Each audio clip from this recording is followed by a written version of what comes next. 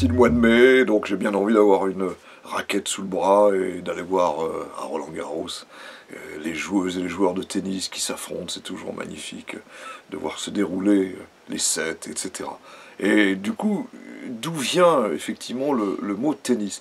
Alors, bref, réflexe habituel, je vais consulter les dictionnaires et je me dis 19e siècle peut-être. Alors allons voir le grand dictionnaire universel du 19e siècle par Pierre Larousse. On est à la fin, en gros, du 19e. Et je lis donc l'article tennis. J'ai du mal à le trouver parce qu'il est tout petit, en fait. 3 lignes, seulement 3 lignes. Sorte de jeu de balle dans lequel on se sert de raquettes ou de palettes de bois.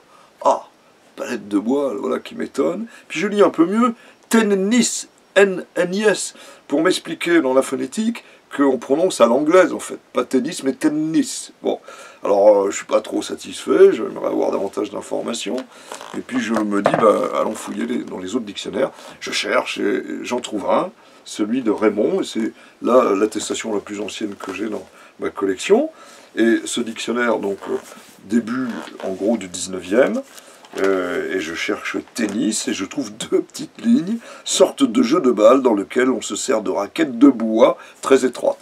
Là je me dis oui, bon, on est dans vraiment le début du tennis. Alors d'où vient le mot? Ben, beaucoup le savent, hein, du jeu de paume. Dans le jeu de paume, on avait un peu les mêmes gestes, et du coup, paume, parce que c'était avec la paume de la main au début, et puis on va très vite s'apercevoir que quand on lance la balle, on dit tiens, attrape, tenez, ténèse, parce que le Z, il est là pour quelque chose, on le prononçait pendant un temps. Les Anglais reprennent ce ténèse, et vous l'avez compris, ils vont en faire le tennis.